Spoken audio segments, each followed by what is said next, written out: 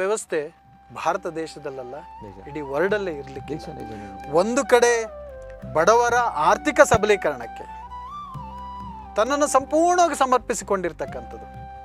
13.5% ಅಲ್ಲಿ ಇವತ್ತು ನೋಡಿ 25 ಲಕ್ಷ ಲಿಮಿಟ್ ದಕ್ಷಿಣ ಕನ್ನಡ ಜಿಲ್ಲೆಗಳಲ್ಲಿ 13.5%, ಬೇರೆ ಜಿಲ್ಲೆಗಳಲ್ಲಿ 14%.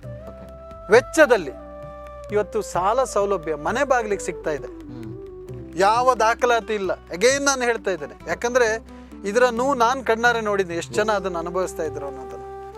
ಯಾವ ಒಂದು ಪ್ರಾಪರ್ಟಿನ ಮಾರ್ಗೇಜ್ ಹಿಡ್ದೋದಿಲ್ಲ, ಓಡಾಟ ಇಲ್ಲ, 10 ಓಡಾಟ ಇಲ್ಲ.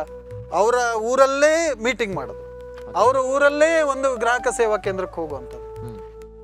ಇದೆಲ್ಲ ನಿರ್ವಹಣೆ ಮಾಡಲಿಕ್ಕೆ ಬ್ಯಾಂಕ್ ನಮಗೆ 5% ಸೇವಾ ಶುಲ್ಕ ಕೊಡುತ್ತೆ ವರ್ಷಕ್ಕೆ ಹೊರಬಾಕಿಯ ಮೊತ್ತದ ಮೇಲೆ 5%.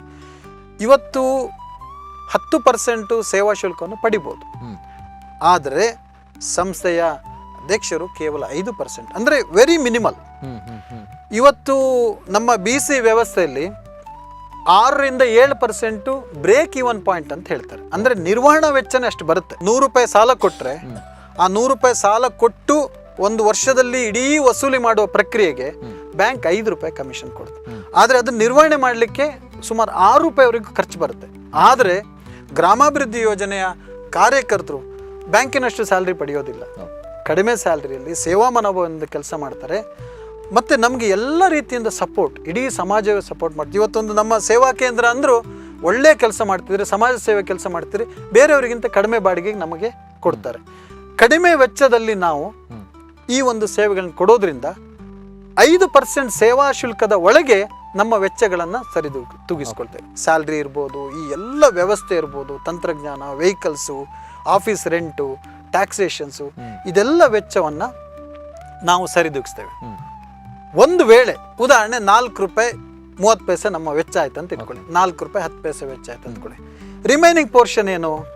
ಬಹಳ ಇಂಟ್ರೆಸ್ಟಿಂಗ್ ಪಾಯಿಂಟ್. ಬ್ಯಾಂಕ್ 5 ರೂಪಾಯಿ ಕೊಟ್ಟಿದೆ, 4 ರೂಪಾಯಿ 10 ಪೈಸೆ ನಮ್ಮ ವೆಚ್ಚ ಆಗಿದೆ, 90 ಪೈಸೆ ಉಳಿದಿದೆ.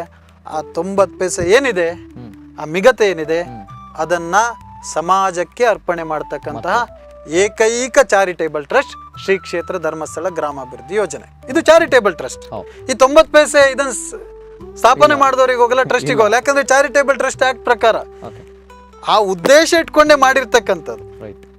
ಇವತ್ತು ಬೇರೆ ಎಲ್ಲ ಮೈಕ್ರೋ ಫೈನಾನ್ಸ್ಗಳು ಒಂದು ವ್ಯವಸ್ಥೆಯಲ್ಲಿ ಇರ್ತಕ್ಕಂಥದ್ದು. ಅದರ ಬಗ್ಗೆ ನಮ್ಮ ಒಂದು ಇಡೀ ಒಂದು ಅರ್ಥವ್ಯವಸ್ಥೆಯಲ್ಲಿ ಅದು ಒಂದು ಭಾಗ, ತನ್ನದೇ ಆದ ಅದು ಚಟುವಟಿಕೆಗಳು ಮಾಡ್ತಾ ಇದೆ. ಕಂಪನಿಗಳಾಗಿದೆ, NBFCಗಳಾಗಿದೆ, ಅಥವಾ ಒಂದು ಪಾರ್ಟ್ನರ್ಶಿಪ್ ಅಲ್ಲಿ ಇದೆ. ಅಂದ್ರೆ ಅದರಲ್ಲಿ ಏನೇ ಆಕ್ಟಿವಿಟಿ ಮಾಡಿದಾಗ ಲಾಭಗಳು ಅದರ ಪ್ರವರ್ತಕರಿಗೆ ಹೋಗುತ್ತೆ, ಶೇರ್ ಹೋಲ್ಡರ್ಸಿಗೂ. ಆದರೆ ಇದು ಚಾರಿಟೇಬಲ್ ಟ್ರಸ್ಟ್ ಅಲ್ಲಿ ಬ್ಯಾಂಕ್ ಕೊಡುವ ಸೇವಾ ಶುಲ್ಕದಲ್ಲಿ ಏನಾದರೂ ಮಿಗತೆ ಉಳಿದ್ರೆ ಅದನ್ನು ಪುನಃ ಸಮಾಜಕ್ಕೆ ಅರ್ಪಿಸ್ತಕ್ಕಂಥದ್ದು. ಇವತ್ತು ಬ್ಯಾಂಕರ್ಸ್ ಮುಂದೆ ಅವರೇ ಇದ್ದಾರೆ ಸಾಕ್ಷಿಯಾಗಿ, ನಾನು ಅವ್ರ ಮುಂದೆ ಹೇಳ್ತಾ ಇದ್ದೇನೆ.